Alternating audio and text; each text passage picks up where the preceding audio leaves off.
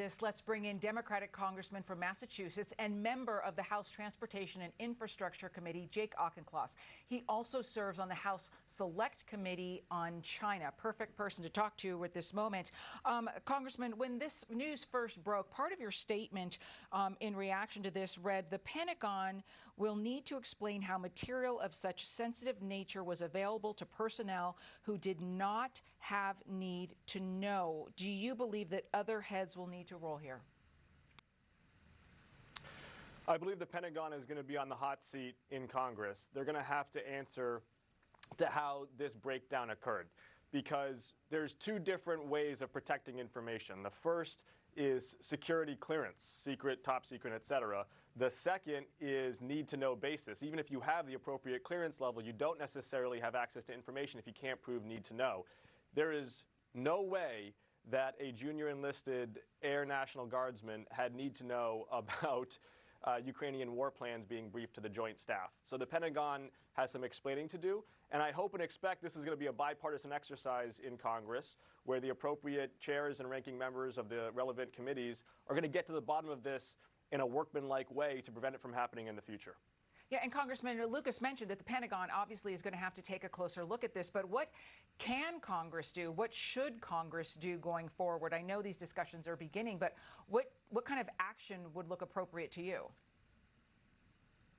We have to get to the bottom of the inquiry before we can start to scope the appropriate actions, right? You want to aim before you shoot. And so we have to understand what happened, and then we can craft the appropriate remediation. And I know the Pentagon is preparing for those inquiries on the Hill as we speak. Given that you're on the House Select Committee on China, I want to highlight a piece out of the Washington Post, because they've been breaking a lot of news on this. The headline reads, Taiwan highly vulnerable to Chinese air attack, leaked documents show. And I'll just read really quickly the first line. Taiwan is unlikely to thwart Chinese military air superiority in a cross-strait conflict, while tactics such as China's use of civilian ships for military purposes have eroded U.S. spy agencies' ability to detect a pending invasion. That's according to some of these leaked documents. Your response there?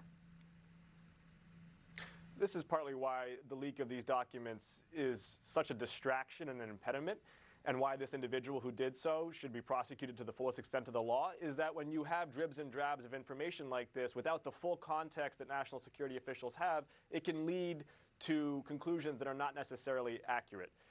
As we have seen with Speaker Pelosi, as we have seen with Speaker McCarthy, there is strong bipartisan support in Congress for the support and defense of Taiwan in the face of increasing pressure by the Chinese Communist Party. And we need to continue to make clear that we are going to stand with freedom and democracy the world over, in Taiwan and in Ukraine.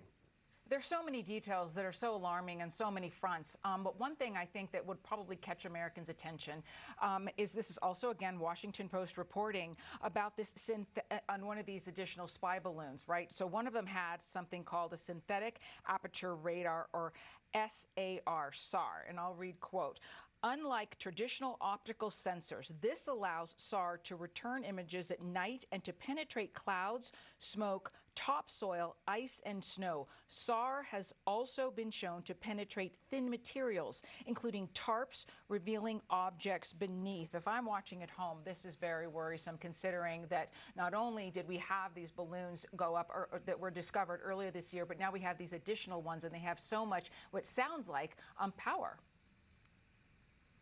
There's no question the Chinese Communist Party is investing in increased technological capabilities and in an increasingly aggressive military posture, not just in the Indo-Pacific, but worldwide. It's why it's so important that we have the Select Committee that is chartered with rising above day-to-day politics to get serious about a long-term strategy, and why it's so important that the Biden administration has instituted export controls on critical technology to deprive the Chinese Communist Party of any edge that we can on these sensitive pieces of IP. And also why it's so critical that we are pivoting our military away from the failed forever wars in the Middle East and towards the Indo-Pacific, because we have got to demonstrate that a free and open Indo-Pacific is going to be a U.S. national security priority for the 21st century, despite what the Chinese want to do in the South China Sea and elsewhere. And quickly, I'd like to get your thoughts on charges for Teixeira, because as it stands right now, the maximum penalty would be 15 years. This is a young guy. He would be in his mid-30s, mid to late 30s by the time he got out. Let's say he's convicted and gets the fullest extent of the law. Do you think that there will be more charges coming, piling on to really send a message here? Politicians shouldn't weigh in on ongoing law enforcement investigations. He's going to be tried by a jury of his peers in an impartial setting, and they're going to decide his fate. What I will say is that as someone who wore the uniform, as somebody who's now serving as a member of Congress, anybody who takes an oath to the Constitution and then betrays that oath needs to be prosecuted. Okay. Well, Congressman Jake Auchincloss, thank you so much for your time today. We appreciate it. Good to be with you. And coming up